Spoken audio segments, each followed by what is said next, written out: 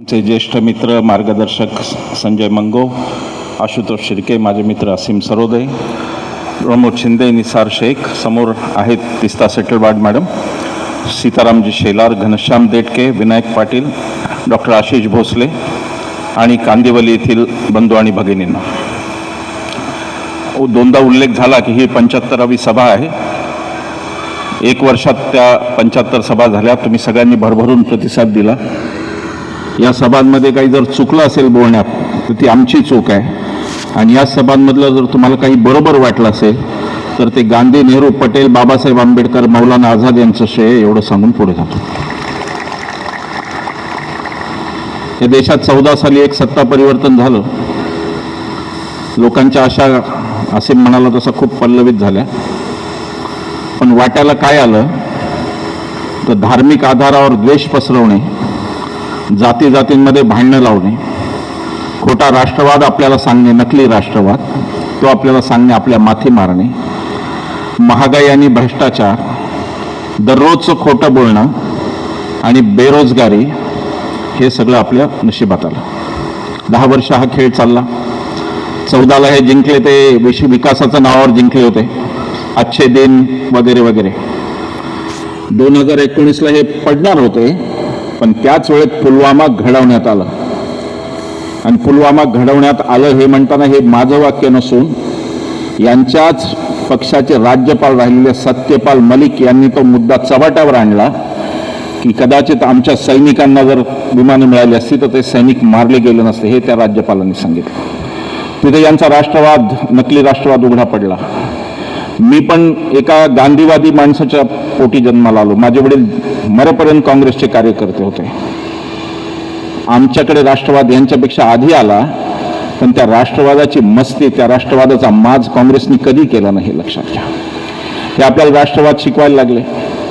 ज्यांनी राष्ट्रपित्याची हत्या केली, ज्यांनी राष्ट्रगीत नाकारलं आणि ज्यांनी राष्ट्रध्वजही नाकारला, असे लोक आपल्याला राष्ट्रवाद शिकवायला लागले. गांधीजींची हत्या 55 कोटीसाठी झाली नाही, ते त्याच्या आधी 7-8 प्रयत्न झाले होते. गांधीजींची हत्या यासाठी झाली की हा म्हातारा जिवंत आहे तोपर्यंत या देशात धार्मिक राजकारण होऊ शकत नाही, हे त्यांना माहिती होतं, म्हणून गांधीजींना त्यांनी मारलं. राष्ट्रगीताचं ते म्हणाले वंदे मातरम राष्ट्रगीत आहे. त्यांना हेही माहीत नाही की वंदे मातरम हे सुद्धा काँग्रेसच्या अधिवेशनांमध्येच गायलं जाणारं गीत आहे. इतिहास शिकवत नाहीत, अफवा आणि कुजबूज शिकवतात शाखेवर. त्यामुळे त्यांना हेही माहीत नाही. ते काहीतरी संस्कृती म्हणून ते वंदे मातरम. वंदे मातरम आमचं राष्ट्रगान आहे, त्याचाही आम्हाला अभिमान आहे. गदी माडगुळकर इथं मंडळी, सातारा कोल्हापूरकडची मंडळी आहेत. गदी माडगुळकर तुमच्याच प्रांतातले, त्यांनी सांगितलं की वेदमंत्राहून आम्हा वंदे वंदे मातरम. ते वंदे मातरम आम्हाला प्रियच आहे, परंतु बाबासाहेबांच्या राज्यघटनेने अधिकृत राष्ट्रगीत म्हणून ज्याला मान्यता दिली ते आमचं जनगण म्हणे, त्याचाही यांनी दुस्वास केला. राष्ट्रध्वजाचं सांगितलं. 2002ला काही युवक राष्ट्रीय स्वयंसेवक संघाच्या कार्यालयात घुसले आणि त्यांनी तिथे बळच तिरंगा फडकावला. तेव्हापासून हे लाजे काजे तिरंगा फडकवायला लागले.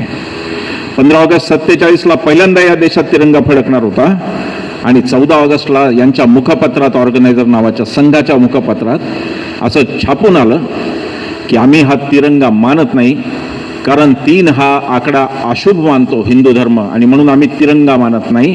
त्यांना हेही माहिती नव्हतं की ब्रह्मा विष्णू महेश सुद्धा 3 आहेत, मग तेही अशुभ आहेत का, ते एकदा त्यांनी सांगितलं पाहिजे. नकली राष्ट्रवाद शिकवत राहायचा, याला त्याला देशद्रोही ठरवायचं. जे जे यांच्या विचाराच्या विरोधात, जे जे हिंदुत्ववादी यांच्या हिंदुत्ववादाच्या, उद्धव ठाकरेंचा हिंदुत्ववाद यांचा फार मोठा फरक आहे. उद्धव ठाकरेंचा जो भगवा आहे तो शिवाजी महाराज ते तुकोबराव महाराज या परंपरेतला भगवा आहे. तो हिंसक भगवा नाही, तो सर्वसमावेशक भगवा आहे.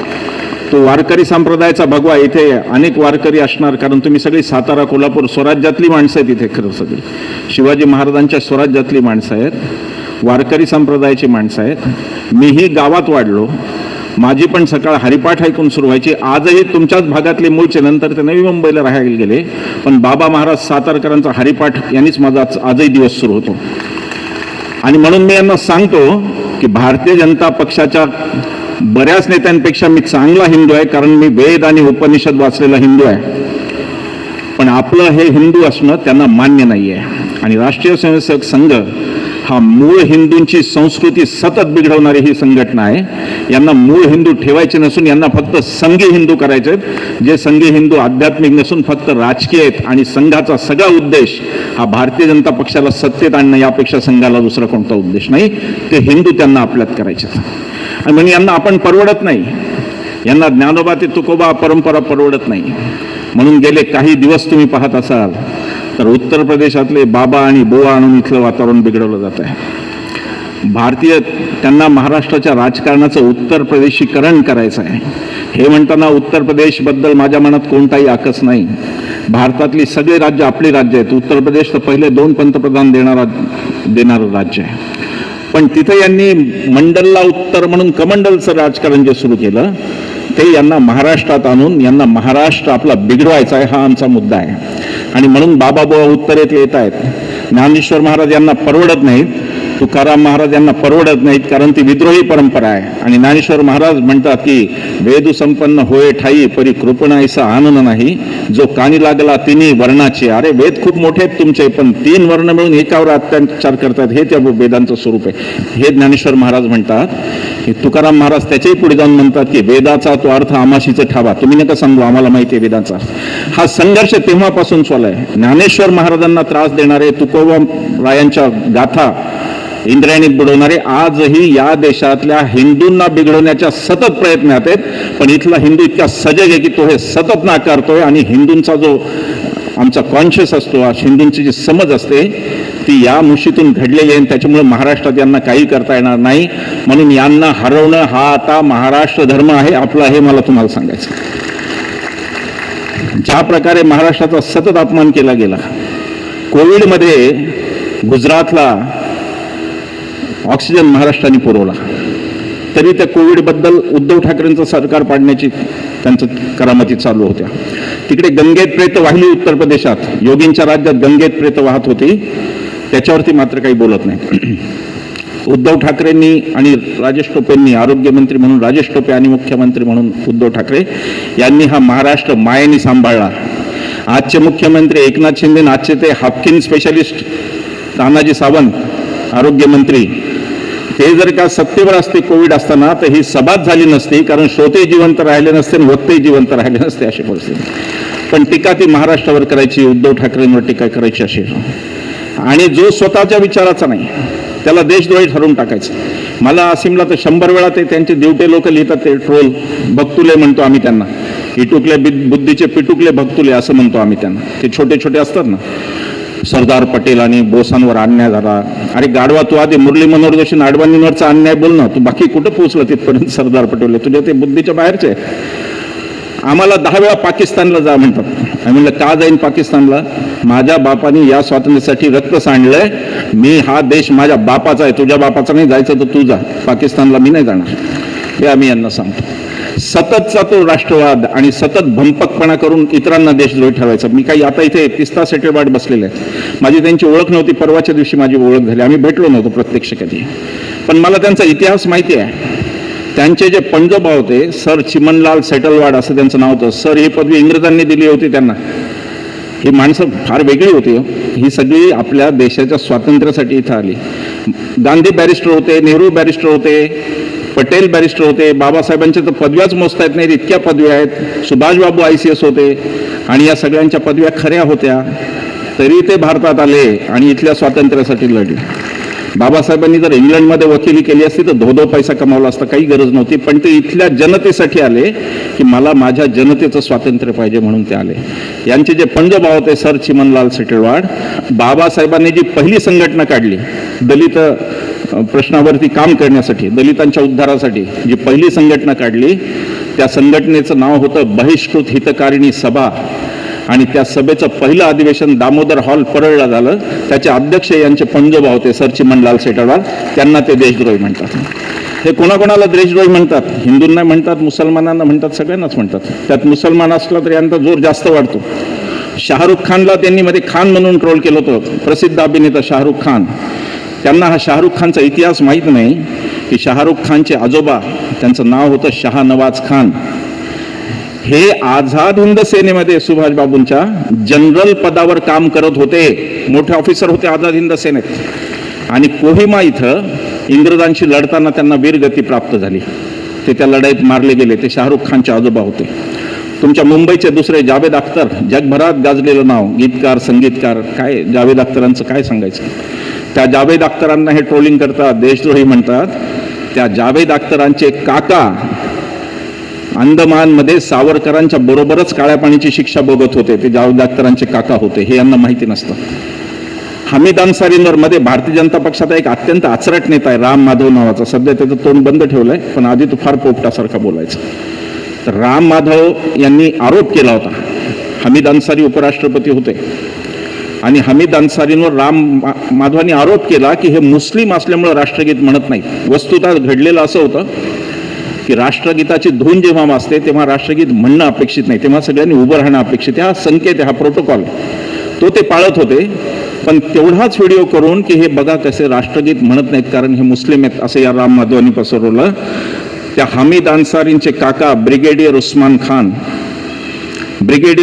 खान हे त्यांचे काका, ज्यांनी फार मोठा काश्मीर पाक व्याप्त होण्यापासून वाचवला, ते त्यांचे काका. या ब्रिगेडियर उस्मान खान यांच्यावर पाकिस्तानच्या लष्कराने 50,000 रुपयाचं बक्षीस लावलं होतं की जो कोणी ब्रिगेडियर खानला मारून त्यांचं मुंडकं आणेल त्याला 50,000 पाकिस्तानचं लष्कर देणार. उठसूट यांचा स्वातंत्र्य लढ्यात संबंध शून्य होता.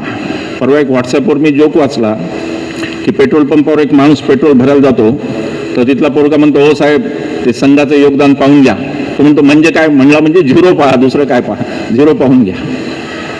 त्यामुळे त्या स्वातंत्र्य आंदोलनाची पण बदनामी करायची, त्यातल्या काही शेवटच्या भागावर मी येणार आहे. पण हे सगळं करून, हे देशातलं वातावरण कलुषित करून यांना दुसरं तिसरं काही करायचं नव्हतं. हिंदू धर्माबद्दल यांना कोणतंही प्रेम नाही.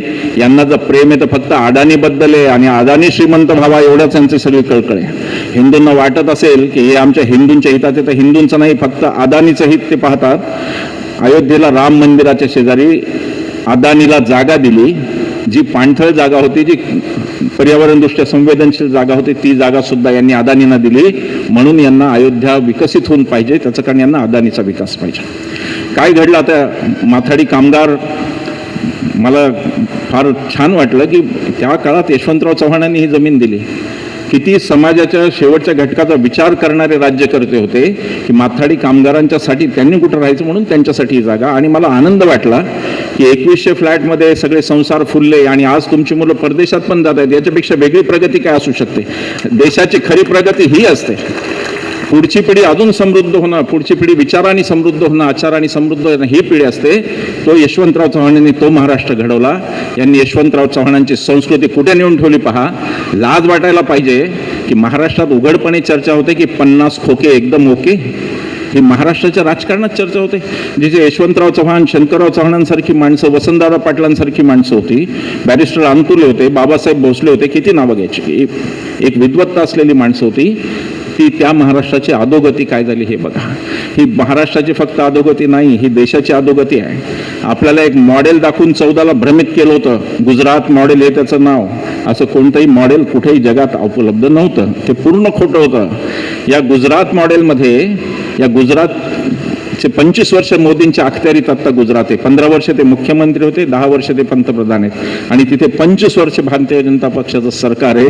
तिथे शिक्षणात हे राज्य 5वं आहे आणि आरोग्यात हे राज्य 12वं आहे देशात. आणि म्हणून मनीष सिसोदिया अटकेत आहे, कारण त्यांनी चांगल्या शाळा काढल्या म्हणून तो अटकेत आहे. हे भारतीय जनता पक्ष हे असं नतद्रष्ट कार्ट आहे, ज्याला कधी पहिलं येता येत नाही म्हणून ते पहिलं आलेल्या मुलाच्या वर्गातल्या वह्या फाडत बसतं. असं हे कार्ट म्हणजे ही भारतीय जनता पक्ष आहे. आणि यांनी तेच केलं. शिक्षणाच्या बाबतीत सावळा गोंधळ, आरोग्याच्या बाबतीत सावळा गोंधळ. लाज वाटावी अशी परिस्थिती आहे. मी अभिमानाने बोलतोय, सावित्रीबाई फुलेंच्या महाराष्ट्रातून मी बोलतोय म्हणून मी जास्त अभिमानाने बोलतोय. पण मला वाईट वाटतं की आमच्या देशाचा एक राज्य तिथेही अधोगती आहे, याचं मला वाईट वाटतं. त्या राज्याचं नाव आहे गुजरात. कारण गुजरातमध्ये 22% मुली दरवर्षी शाळा सोडून देतात. गुजरातची ही हालत आहे, आजची स्थिती आहे. गुजरातमध्ये रस्ते कसे झाले वगैरे ते फक्त हायवे झाले. खेड्यापाड्यांमध्ये गुजरातच्या रस्ते नाहीत. गुजरातमध्ये महागाईचं दर देशाच्या महागाई दरापेक्षा जास्त, हे लक्षात घ्या. गुजरातमध्ये दारिद्र्य रेषेखालचे लोक हे देश पातळीवरच्या पेक्षा जास्त प्रमाण गुजरातमध्ये. त्या गुजरातचा संपूर्ण विध्वंस केला, बापूंचा आणि पटेलांचा गुजरात, आणि देशाचा सगळा विध्वंस करण्याचं काम 2014ला सुरू झालं. भ्रष्टाचाराच्या बाबत यांचं काय बोलावं, मला भारताला काय झालं हेच कळत नाही. हा देश कोणत्या मानसिक अवस्थेत आहे तेच मला कळत नाही की केम्ब्रिजमधून शिकून आलेल्या माणसाला हा देश मौनी बाबा म्हणतो आणि ज्याची पदवीच बोगस आहे त्याला विश्वगुरू म्हणतो. आता काय बोलायचं या देशात. 2014ला जे सत्तांतर झालं, मनमोहन सिंगांचं लक्षात घ्या या माणसाचं वैशिष्ट्य. हा माणूस अत्यंत कमी बोलायचा पण काम करायचा, कारण हा शिकलेला माणूस होता. नुसतंच बडबोलेपणा नाही, स्वतःच्या जाहिरातीवर पैसे उधळणं नाही, काही नाही. नरेंद्र मोदींनी तुमच्या माझ्या कष्टाचे 6,400 कोटी रुपये स्वतःच्या जाहिरातीवर उडवलेत हे लक्षात घ्या. आणि मग मनमोहन सिंगांशी त्यांची तुलना करा. मनमोहन सिंगांची तुलना करताना एक विसरू नका की हा देशाचा एक असा पंतप्रधान आहे ज्यांनी त्याच्या 10 वर्षात 6 कायदे असे आणले ज्यांनी सामान्य माणसाचं भवितव्य बदलून गेलं. मनमोहन सिंगांनी अन्न सुरक्षा विधेयक आणलं, देशात कोणी उपाशी राहू नये म्हणून अन्न सुरक्षा. अर्थात मला हे सांगितलं पाहिजे की UPA 1 मध्ये कम्युनिस्ट पक्षांचं सुद्धा श्रेय आहे, कारण ते त्यावेळेला सत्तेतून बाहेरून सपोर्ट करत होते आणि म्हणून ते त्यांचं पण श्रेय आहे. अन्न सुरक्षा कायदा, देशातल्या सगळ्यांना अन्न मिळावं असं, कोणी उपाशी झोपू नये या देशात. मनरेगा, मागेल त्याला काम, मनरेगा महाराष्ट्राचीच योजना होती, त्यांनी दिल्लीत नेली. RTI माहितीचा अधिकार मनमोहन सिंगांचा आहे. माहितीचा अधिकारासोबतच शिक्षणाचा अधिकार RTE तोही मनमोहन सिंगांचा आहे. भूमी अधिग्रहण कायदा, शेतकऱ्यांना चौपट मोबदला देणारा, तोही मनमोहन सिंगांचा आहे. आणि वनाधिकार आदिवासींचा हाही मनमोहन सिंगांचा आहे. आज जे नितीन गडकरी फार मोठ्या आवाजात सांगतात की एवढ्या दिवसात प्रकल्प पूर्ण केला, त्याच्या मागे मनमोहन सिंग आहेत, कारण त्यांनी भूमी अधिग्रहणमध्ये शेतकऱ्याला 4 पट मोबदला देण्याची तरतूद केली म्हणून यांना जमिनी मिळत आहेत. पण हे काही ते सांगत नाहीत, जमिनी वास्तव ते सांगत नाही. अशा माणसाला मौनी बाबा म्हणतात. डॉक्टर मनमोहन सिंगांनी 120 महिन्याच्या कारकिर्दीत 117 पत्रकार परिषदे घेतल्या, म्हणजे महिन्याला 1 पत्रकार परिषद जवळपास झाली. मोदीजी भारताचे पहिले पंतप्रधान ठरले ज्यांनी स्वतःच्या 10 वर्षात एकही पत्रकार परिषद घेतली नाही. हे पत्रकारांना घाबरतात, हे प्रश्न विचारला की घाबरतात. यांना फक्त एकीकडून मन की बात करायची सवय, लोकांचं ऐकायची यांना सवय नाही. आणि म्हणून निर्भय बनो सुरू करताना असे मी सांगितलं आणि नंतर 10-10 हजारच्या सभा झाल्या. अर्थात त्याचं श्रेय पुन्हा आम्हाला अजिबात नाही, त्याचं श्रेय आता त्या समाजाला आहे. तुम्ही सगळे बसलेले आहेत ते अमिताभ बच्चन आहेत, जे त्या पिक्चरमधला डायलॉग म्हणून दाखवायत नरेंद्र मोदींना की आज तक तुम बोलते रहे और मैं सुनता रहा मन की बात. आज तक तुम बोलते रहे और मैं सुनता रहा, आज मैं बोलूंगा और तुम सुनोगे. हे सांगणारी ही सभा आहे, ही सांगणारी मंडळी. सगळ्या प्रकारचे विभ्रम केले निर्भय बनोबाबत. प्रश्न विचारले गेले पत्रकारांकडून, तुमच्याच याला कोणता समाज येतो? आम्ही म्हणलं आमच्या सभेला हिंदू येत नाही, मुस्लिम येत नाही, बौद्ध येत नाही, ख्रिश्चन येत नाही. आमच्या सभेला फक्त भारतीय माणूस येतो, बाकी कोणताही माणूस आमच्या सभेला येतो. आम्ही हे बाकी कोणी आम्ही नाहीच येत आमच्या सभेत. आमच्या सभेत फक्त भारतीय येतो जो बाबासाहेबांच्या संविधानाशी बांधलेला आहे. आणि त्याला हे कळायला लागलं की 400 पार कशासाठी पाहिजे हे आता 8-10 नेत्यांनी यांच्या सांगून ठेवलं. 400 पार संविधान बदलासाठी पाहिजे हे आता उघडपणे स्पष्ट आहे. सवर्ण समाज, हिंदू समाजामध्ये काही असा भ्रम असतो की राज्यघटना ही बाबासाहेबांनी दलित मुक्तीसाठी नाही, मनुस्मृती बाबासाहेबांनी दलित मुक्तीसाठी जाळली नाही. या देशातली 50% प्रजा स्त्रियांची, माझी आई, माझी बहीण, माझी मुलगी, माझी बायको, या सुद्धा शूद्र होत्या मनुस्मृतीप्रमाणे. बाबासाहेबांनी त्यांना पण मुक्ती दिली. आणि म्हणून संविधानाचं रक्षण ही फक्त दलित समाजाची जबाबदारी नसून हिंदूंमधल्या, मुस्लिमांमधल्या, ख्रिश्चनांमधल्या प्रत्येक भारतीयाची ही जिम्मेदारी आहे की त्यांनी संविधान वाचलं पाहिजे. आणि म्हणून ही लढाई आहे. या लढाईचं दुसरं काही कारण नव्हतं. माझा व्यवसाय चांगला आहे, असीमची प्रॅक्टिस चांगली आहे. आम्ही का वणवण फिरतोय? आम्ही एवढ्याचसाठी फिरतोय की लोकशाही आणि संविधान जर राहिलं नाही तर या देशातल्या कोणत्याही मुलाला कोणतंही भवितव्य राहणार नाही. आज देशात बेरोजगारीचा दर 8% पुढे गेला आहे. जो 2% होता मनमोहन सिंगांच्या काळात, तो आज 8% पुढे गेला आहे. शिकलेल्या तरुणांमध्ये 65% तरुण नोकरीशिवाय, त्यांना कोणतीही नोकरी नाही. आणि हे सरकार भ्रष्टाचाराशिवाय काही करत नाही. नोटाबंदी आणली होती तुम्हाला माहिती आहे. रात्री 8 वाजता आले, आज रात 12 बजे के बाद कागज के टुकडे रह जाएंगे. नोटाबंदीतून एका तरी श्रीमंत माणसाची महाराष्ट्रात आत्महत्या झाली का सांगा? ती झाली नाही, कारण नोटा बदलून देणारी यंत्रणा कोणाची होती हे सगळ्यांना माहिती आहे. 20% कमिशन घेऊन नोटा कोणी बदलून दिल्या हे सगळ्यांना माहिती आहे. कोणाच्या त्या बँका होत्या, कोण त्या बँकांचे डायरेक्टर होते. आणि पहिल्या 5 दिवसात 3,000 कोटी रुपये नुसत्या गुजरातमध्ये एकट्या कोऑपरेटिव्ह बँकांनी, ज्या भारतीय जनता पक्षाच्या ताब्यात होत्या, त्यांनी नोटाबंदी करून बदलून दिल्या.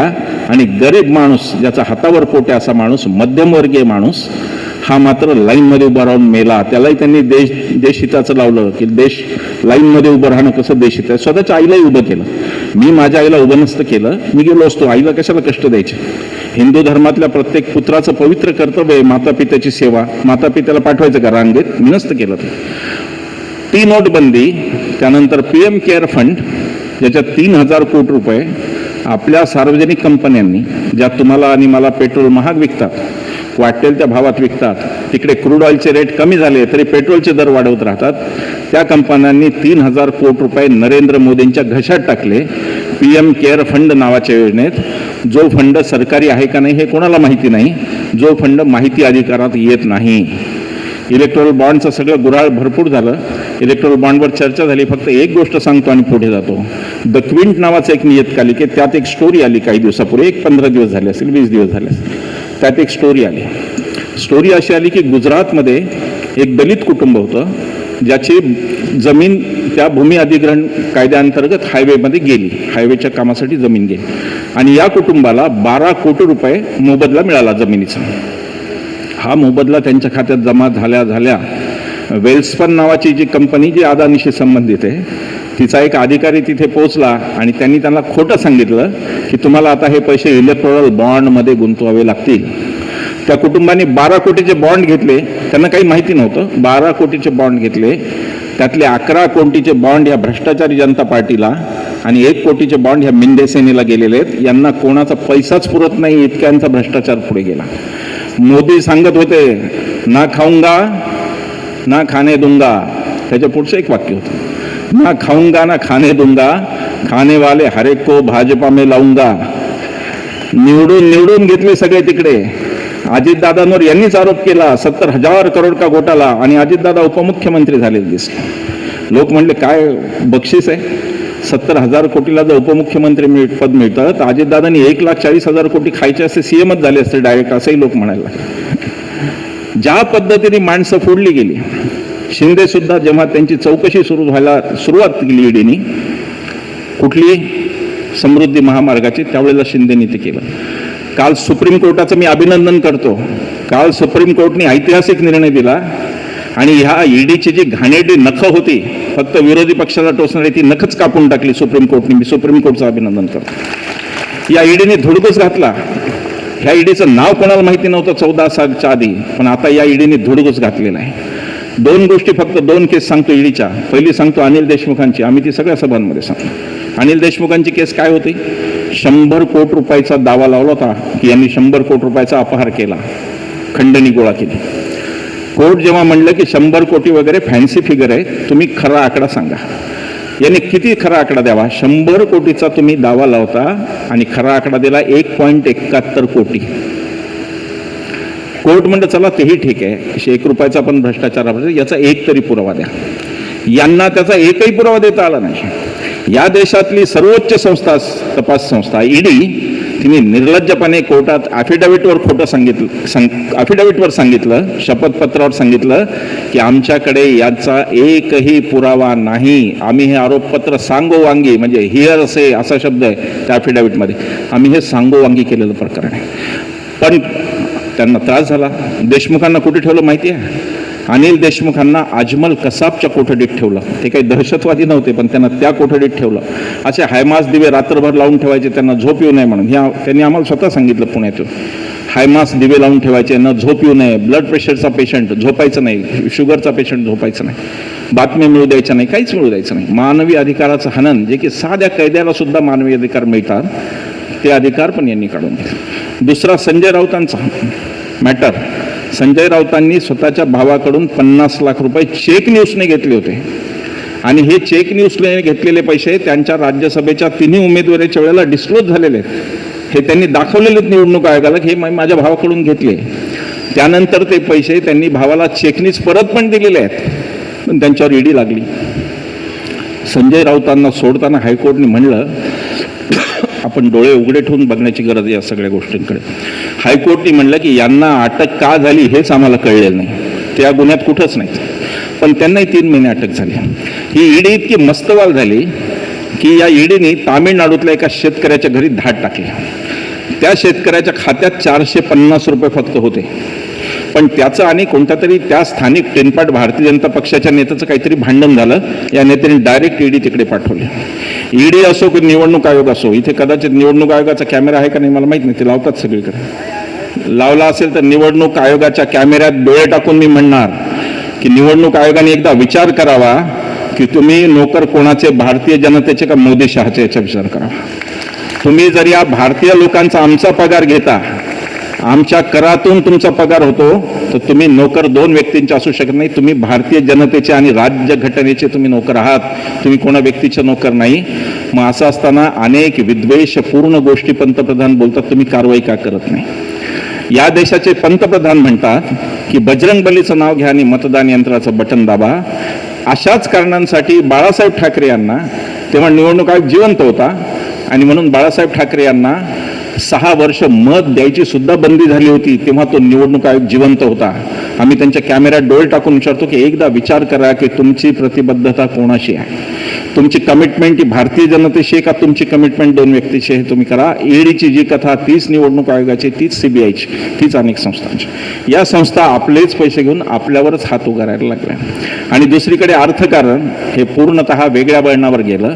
भागवत कराड या देशाचे, आपल्या महाराष्ट्राचे अर्थराज्यमंत्री आहेत, त्यांनी संसदेत सांगितलं की आम्ही 14 लाख कोटी रुपयाची कर्जमाफी दिली कॉर्पोरेट क्षेत्राला. कोणीतरी गुजरातचा एक ॲक्टिव्हिस्ट आरबीआयकडे त्यांनी माहिती अधिकारात विचारलं, आरबीआयने त्याला 25 लाख कोटीचा आकडा सांगितला. म्हणजे 11 लाख कोटीला संसदेलाच फसवलं का तुम्ही? त्याच्या पुढचं धक्कादायक होतं. इथे सातारा सांगली भागातली शेतकरीच आहेत सगळे ओरिजिनल, मला माहिती आहे, शेतकरीच असतो आपण तिकडे. शेतकऱ्यांसाठी मात्र या सरकारने 10 वर्षात 1 रुपया सुद्धा कर्जमाफी दिली नाही, हे भागवत कराडांनी त्या स्टेटमेंटमध्ये सांगितलं. 457 शेतकऱ्यांनी गेल्या 2 महिन्यात महाराष्ट्रात आत्महत्या केलेल्या आहेत. मार्च आणि एप्रिल या 2 महिन्यात 457 शेतकऱ्यांनी आत्महत्या केलेल्या आहेत. या देशामधल्या शेतकऱ्यांच्या आत्महत्या दरवर्षी असं वाढतच जात आहेत, ते कमी होत नाही. आणि शेतकऱ्याला मात्र 1 रुपयाची कर्जमाफी नाही. शेतकऱ्याकडून एक जीएसटी खतावर घ्यायचा 18,000 आणि त्याच्या खात्यात टाकायचे 6,000. हे अर्थकारण शेतकऱ्यांना कळलेलं आहे आणि म्हणून यांचा पराभव शेतकरी करणार आहेत. यांचा पराभव करणारे 2 मोठे वर्ग आहेत. पहिले शेतकरी आहेत आणि दुसऱ्या महिला आहेत. त्यांना दिसलं की 2 नग्न भगिनी आपल्या फिरत होत्या, मणिपूरमध्ये रस्त्यावर पळत होत्या आणि त्यांच्या मागे शेकडोचा जमाव बलात्कारासाठी जात होता. हे या महिला विसरलेल्या नाही आहेत. एक बलात्कार गुजरातचे कोण सत्कार केला त्यांचा, बिल्किस बानो नावाच्या महिलेवर गुजरात दंगलीच्या वेळेला बलात्कार झाला. त्या बलात्कारानंतर त्या बिल्किस बानोने सांगितलं की माझा गुजरातच्या हायकोर्टवर विश्वास नाही, केस महाराष्ट्रात चालली. महाराष्ट्र हायकोर्टने त्यांना शिक्षा दिली आणि ते शिक्षेला गेल्यानंतर गुजरात सरकारने कायद्याचा कोणताही स्वतःचा अधिकार नसताना त्यांना शिक्षेत सूट देऊन टाकली बलात्कारी लोकांना. आणि त्याच्या पुढे ते जेव्हा सुटले तेव्हा त्यांचा सत्कार केला गेला. संतापजनक गोष्ट आहे. शिवाजी महाराजांचा भगवा जे म्हणतात त्यांनी लक्षात घ्यावं की जर कोणी बलात्कार केलेल्या स्त्रीचा, म्हणजे ज्या पुरुषांनी बलात्कार केला त्याचा जर कोणी सत्कार केला असता तर शिवाजी महाराजांनी त्याच्या कडेलोट केला असता आणि त्याला अक्षरशः गडाच्या खाली ढकलून दिलं असतं. पण तेही या देशात घडलं. तेव्हा महिला, शेतकरी हे यांच्या विरोधात आहेत. यांच्या विरोधात असण्याचं आपल्याला अनेक कारणं आहेत. मग शेवटी मी काही गोष्टी आशुतोषजी प्रत्येक भाषणात सांगतो. त्याचं कारण तो आमच्या पिढीसाठी नाही, आमची पिढीचं संपलं आता, आमचं काय फार काय होणार नाही आमचं. पण जे तरुण येतात सभेला त्यांच्यासाठी हे सांगितलं पाहिजे की इतिहासाच्या विकृतीचं करण्याचा खेळ हे 10 वर्ष खेळत आहेत. व्हॉट्सॲप युनिव्हर्सिटीमधून हा खेळ खेळला जातो. 14 एप्रिलला बाबासाहेबांची जयंती असते, तुमच्याकडे बरोबर 12 एप्रिलला SMS येतो की घटना समितीत 396 सदस्य होते, एकटे बाबासाहेबच कसे काय शिल्पकार, येतो की नाही हा मेसेज सांगा. मग त्याला आपल्याला सांगावं लागतं की अरे गाढवा, घटना समितीत 7 सदस्य होते, त्यातले 2 कधीच आले नाही, 2 वारले आणि 2 परदेशात स्थायिक झाले आणि घटना लिहिण्याची सगळी जिम्मेदारी बाबासाहेबांवर येऊन पडली, म्हणून बाबासाहेब शिल्पकार, हे आपल्याला त्याला सांगावं. भ्रम पसरवायचा, राष्ट्रनेत्यांमध्ये भांडणं दाखवायची, गांधी आणि आंबेडकर किती भांडणं हे दाखवायचं, गांधी आणि आंबेडकर किती शत्रू एकमेकाचे. फार वेळ नाही आहे माझ्याकडे, बरीच उदाहरणं सांगता येतील, पण एकच उदाहरण सांगतो आणि आपण पुढे जाऊ. बाबासाहेबांचं आणि गांधीजींचं प्रेम किती होतं त्याचं हे उदाहरण आहे.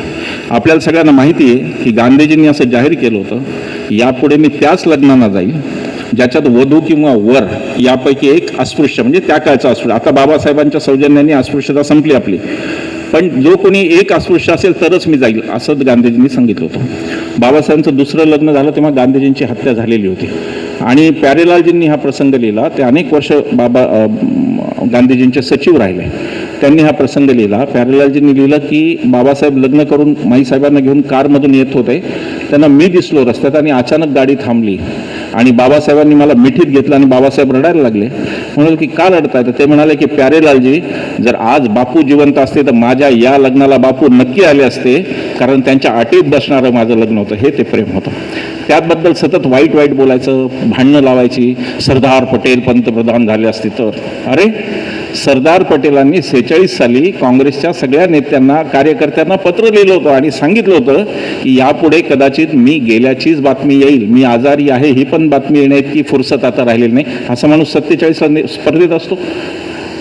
नेहरू आणि पटेल कसं भांडण होतं. काँग्रेसचे काकासाहेब गाडगे होते, पहिल्या मंत्रिमंडळात मंत्री होते आणि नंतर खासदार होते. त्यांनी पथिक नावाचं एक आत्मचरित्र लिहिलं. त्या पथिक आत्मचरित्रात काकासाहेबांनी असं लिहिलं की मृत्यूच्या काही दिवस आधी सरदार पटेलांनी मला बोलवलं आणि सरदार असं म्हणाले की मला तुझ्याकडून 2 वचनं पाहिजेत. पहिलं वचन हे की मी ज्या दिवशी मरेल त्या दिवशी दिवसभर तू जवाहरची साथ सोडणार नाहीस, कारण मी जाण्याचा धक्का जवाहरला सहन होणार नाही. आणि दुसरी गोष्ट, तू काँग्रेसच्या अंतर्गत कायम जवाहरची पाठराखण करशील. शत्रू असणारे 2 नेते एकमेकांबद्दल हे असं लिहितात. सरदार यांना कळतात का? सरदार कळण्याची बुद्धी तरी यांच्याकडे आहे का? सरदारांचा सगळ्यात मोठा भव्य पुतळा यांनी केला. सरदारांचं काय मत होतं पुतळ्यांबद्दल? गांधीजींची हत्या बिर्ला भवनला झाली आणि तिथे अनेक हजारो कार्यकर्ते, प्रक्षुब्ध काँग्रेस कार्यकर्ते गोळा झाले की बापूंचं स्मारक इथं व्हायला पाहिजे. याच्यावरती गांधी आणि पटेल आणि नेहरू यांनी खूप पत्रव्यवहार केला, 15-20 पत्रे. आणि शेवटच्या पत्रात सरदार पटेल म्हणतात की प्रिय जवाहर, खूप विचारांती मी या निष्कर्षाला आलो आहे की बापूंचं स्मारक दगड, विटा आणि पुतळे यात असूच शकत नाही. बापूंचं स्मारक हे बापूंचं काम पुढे नेण्यात आहे. त्यांनी सरदारांचा पुतळा केला उभा. निबंध लिहितात, सरदार पंतप्रधान झाले असते. अरे सरदार पंतप्रधान झाले असते तर RSS वरची बंदी त्यांनी उठवलीच नसती, त्यांनीच ती बंदी घातली होती. ती एक नेहरूंची मोठी घोडचूक आहे. नेहरूंच्या चुकाही गिनवतात ना. सरदार पटेलांनी RSS वर बंदी घातली होती, नेहरूंनी ती उदार मनाने काढली. नेहरू म्हणाले हा देश स्वतंत्र आहे, प्रत्येकाला विचार स्वातंत्र्य आहे, मला ती बंदी मान्य नाही. सरदारांचे उपकार समजा की सरदार पंतप्रधान झाले नाही, नाहीतर तुमच्या संघटनेचं काही खरं नव्हतं. प्रत्येक ठिकाणी हे सांगायचं. सुभाषबाबू आणि गांधीजींचा किती विरोध होता हे दाखवायचं. सुभाषबाबूंच्या मतभेदाचा मुद्दा काय होता? सुभाषबाबूंनी काँग्रेस का सोडली? ती एवढ्यासाठी सोडली की सुभाषबाबू असं म्हणत होते की हिटलर आणि मुसोलिनीची मदत घेऊन आपण इंग्रजांना तात्काळ काढलं पाहिजे. आणि गांधी, नेहरू, पटेल असं म्हणत होते की ज्या देशात स्वातंत्र्य हुकुमशहाच्या मदतीने येईल त्या देशात लोकशाही कधी नांदू शकणार नाही, एवढाच मुद्दा होता. आणि तो तेवढा, बाकी सुभाषबाबूंचे काही मतभेद नव्हते. पण रंगून सांगायचं सुभाषबाबूंवर कसा अन्याय झाला. कदाचित तुम्हाला वाटेल सुभाषबाबू हे 3रे सरसंघचालक होते की काय, असं तुम्हाला वाटेल. हा माणूस एकही दिवस हिंदुत्ववादी नव्हता. सरदार पटेल एकही दिवस हिंदुत्ववादी नव्हते. जे मतभेद होते ते होते. आणि नेहरू हे उत्तम मित्र होते सुभाषचंद्र बोसांचे. आणि सुभाषचंद्र बोसांच्या पुढच्या पिढ्यांना नेहरूंनी पेन्शन सुरू केलं हे मात्र ते सांगत नाहीत. भांडणं लावून देतात फक्त. नेहरूंनी कसा अन्याय केला. सुभाषबाबूंना नेहरूंनी फार सुंदर पत्र लिहिलं. नेहरू म्हणतात की अरे गांधी जे सांगतात ते ऐकायला पाहिजे, ते शेवटी आपले नेते. नेत्याचं काय महत्वाचं, इथे राजकीय कार्यकर्ते असतील तर लक्षात घ्या. नेत्याचं महत्व सांगितलं या गोष्टीचं. त्यांनी असं सांगितलं की प्रिय सुभाष, आजच्या घडीला तुमच्या एवढा महान देशभक्त या देशात नाही हे मला माहिती आहे, पण तुम्ही उतावीळ आहात आणि गांधी काय म्हणत आहेत त्याकडे तुम्ही नीट लक्ष देऊन ऐकत नाही. तुम्ही हे लक्षात घ्या की आपल्याला गांधींचं ऐकावंच लागणार आहे. त्याचं कारण की आपण दोघंही दिसायला अतिशय देखणे आहोत. आपल्याला बघायला हजारो लोक येतात, आपल्या सभांना लाखो लोक गर्दी करतात, ते आपल्या प्रत्येक वाक्यावर टाळ्या वाजवतात, पण सभेतून परत जाताना मात्र गांधीजी की जय म्हणतात. हे तुम्ही विसरू नका, हे सुभाष सांगतात. हे अशी माणसं ज्यांची नाती फार वेगळी होती, त्यांची नाती भ्रष्ट करून दाखवायची. एक उदाहरण सांगून थांबतो सुभाषबाबूंचं. सुभाषबाबूंनी जेव्हा काँग्रेस सोडली आणि ते परदेशात गेले, तिथे पत्रकारांनी त्यांना विचारलं की ते तुमचं गांधीजींचं आणि तुमचं भांडण त्याच्यावरती काय सांगाल. सुभाषबाबू असं म्हणाले की आमच्या भारतीय संस्कृतीत बापालेकाचं भांडण तिसऱ्या माणसापुढे जाऊन सांगत नाहीत. हे ते सुभाषबाबू होते. कळकळीने सांगायचं ते एवढंच की या देशाचा स्वातंत्र्य लढा हा या देशाचा लखलखीत इतिहास आहे. त्याला बट्टा लावण्याचं, त्याला काळा करण्याचं यांचं धोरण आहे की ज्या इतिहासात ते नव्हते म्हणून त्यांना तो इतिहास मोडायचा आहे. आणि म्हणून यांच्याशी संघर्ष आपला अनेक मुद्द्यांवर आहे. यांच्याशी संघर्ष महागाईवरून आहे, यांच्याशी संघर्ष वाईट अर्थकारणावरून आहे, यांच्याशी संघर्ष उद्योगपतींची दलाली करण्यावरून आहे. हा जसा आर्थिक संघर्ष आहे त्याचबरोबर यांच्याशी एक आपला सांस्कृतिक संघर्ष आहे की जो मूळ हिंदूंचा भारत, जो सहिष्णू, जो इतका उदारमतवादी की वारकरी संप्रदायात प्रत्येक जातीचे तर संत असतातच, पण जैतूनबी नावाची एक मुस्लिम स्त्री सुद्धा संत असते, तो यांना भ्रमित करायचा आहे, तो यांना भ्रष्ट करायचा आहे आणि या देशाचा स्वातंत्र्य लढा यांना नष्ट करायचा आहे. एवढ्या सगळ्या मुद्द्यांसाठी म्हणून यांना आपल्याला हद्दपार करायचा आहे. आणि आता भारतीय जनता पक्ष आणि त्यांचे जे सहकारी आहेत त्यांना हरवणं हाच आपला महाराष्ट्र धर्म आहे. एवढं बोलून थांबतो. धन्यवाद.